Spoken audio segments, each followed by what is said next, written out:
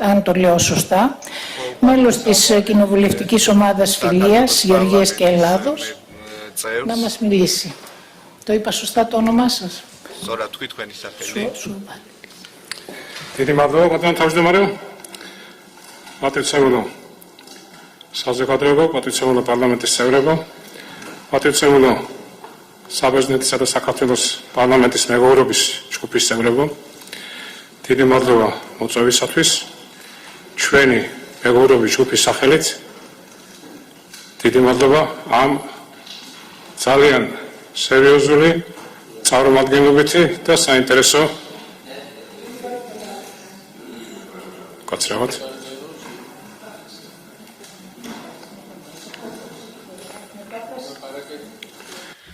Ευχαριστούμε πάρα πολύ για την πρόσκληση. Ευχαριστούμε πάρα πολύ τους προέδρους ομάδας Φιλίας Ελλάδας και Γεωργίας.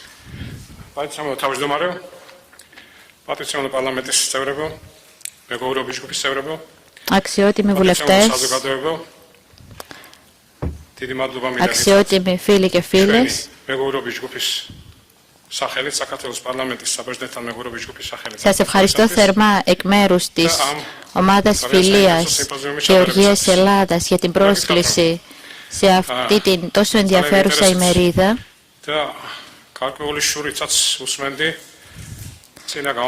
Πρέπει να ομολογήσω ότι άκουγα με πολύ μεγάλο ενδιαφέρον τους ομιλητές μας, ομιλητές σας. ქალაქ ფოთში, სადაც მე ექიმად მუშაობდი, შემოვიდა Argo Team Severinis მეთაურობით.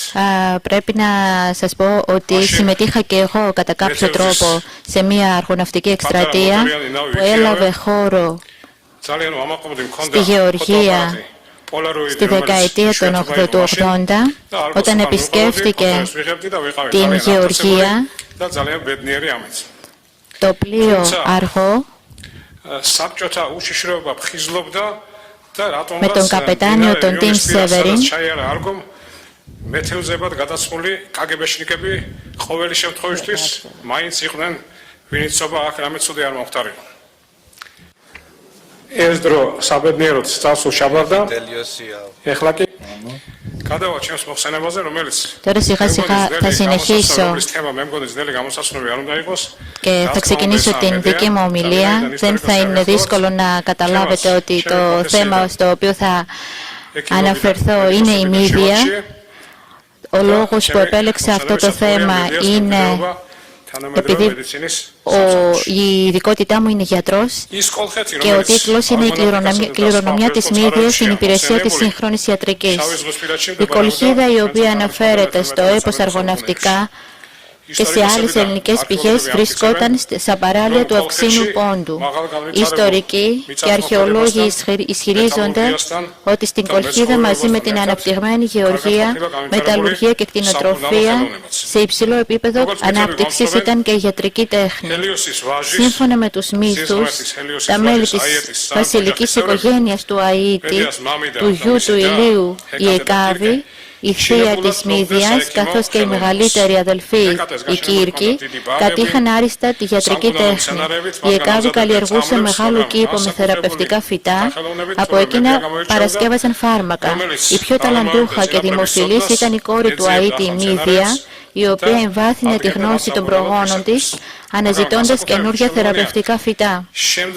Το πιο σημαντικό ήταν ο δρόμος, δηλαδή ο κύριος τρόπος, η κυρία αρχή, που χρησιμοποιούσε η ίδια, η Μύδια. Εκείνη χρησιμοποιούσε τις φυσικές, χημικές και μηχανικές μεθόδους, έβγαζε από τα θεραπευτικά φυτά τη δραστική ουσία σε συμπυκνωμένη μορφή, δηλαδή δηλητήριο, για την παρασκευή του φαρμάκου. Με την αρέωση έφτιαχνε το φάρμακο και αυτή αποτελεί την αρχή της σύγχρονης ιστορικής και φαρμακευτικής που αποκαλείται contraria contraris curantur, που σημαίνει ότι τα αντίθετα ή ενάντια θεραπεύονται από αντίθετα ή ενάντια.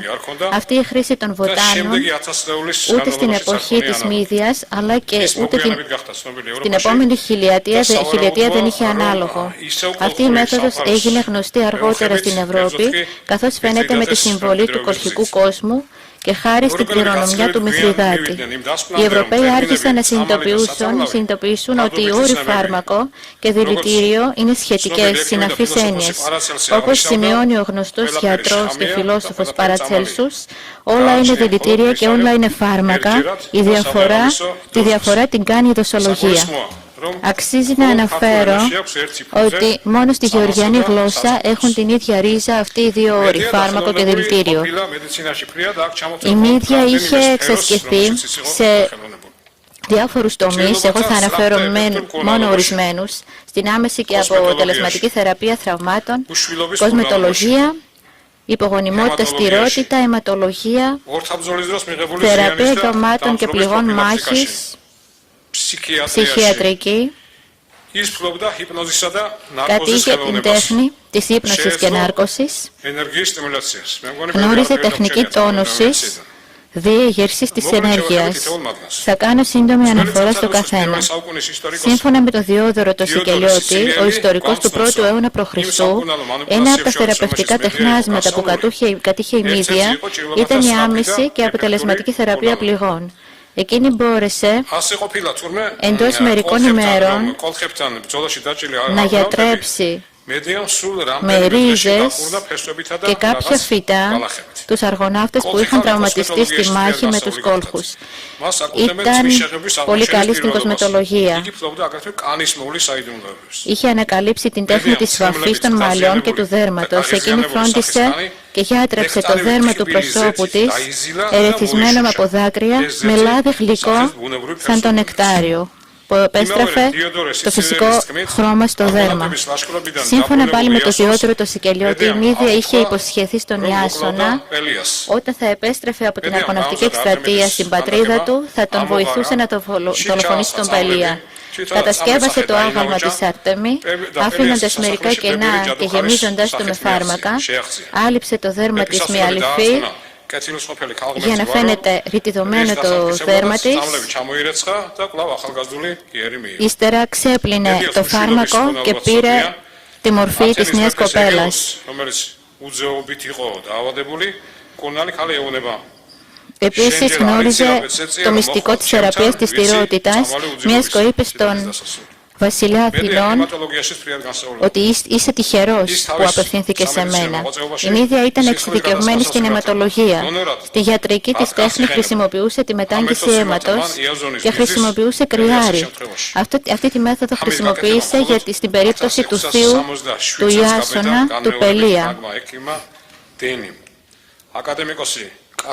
Ο ακαδημαϊκός Κασίρσκι ξεκινάει να μιλάει για την ιστορία της μετάγγισης του αίματος από την ιστορία της μύδιας. Γνώριζε επίσης να γιατρέψει εγκάβματα ακόμη και βαθιές πληγές πολέμου.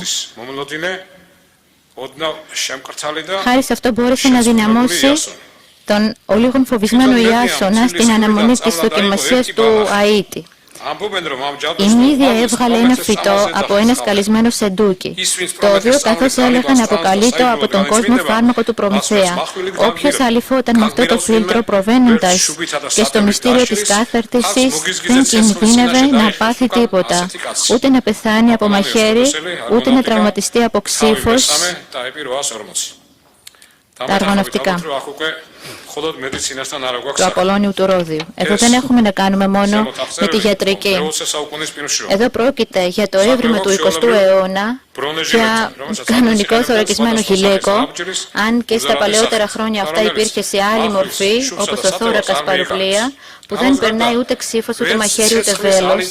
Παράλληλα, ο Απολώνιος έλεγε ότι ούτε η φλόγα μπορούσε να το διαπεράσει.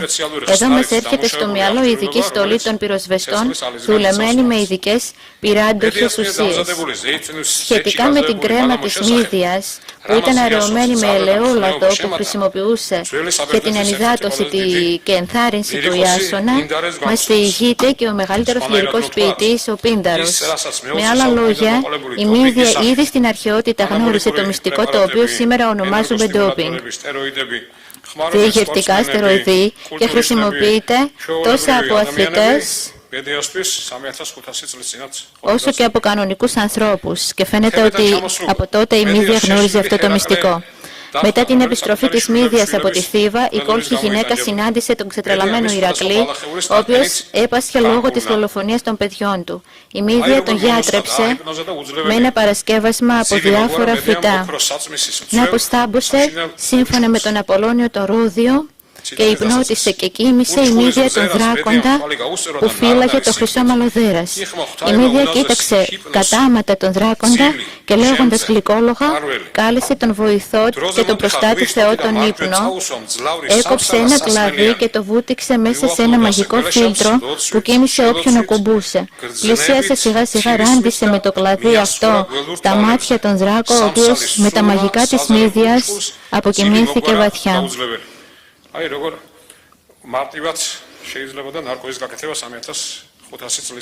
Τόσο εύκολα, σύμφωνα με τον Απολώνιο το Ρόδιο, να άρκωνε η Μύδια πριν από 3.500 χρόνια.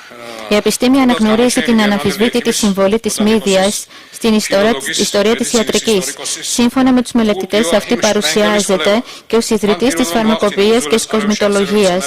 Αυτό μαρτυράει και η μελέτη του διάσημου Γερμανού γιατρού, βοτανολόγου, φιλολόγου και ιστορικού της ιστορικής, τον Ιωαχήμ Σπρέγγελ. Ήταν ο πρώτος που έκανε την ταξινόμηση των φυτών που περιγράφονται στις αρχαίες πηγές και αφιέρωσε το βιβλίο του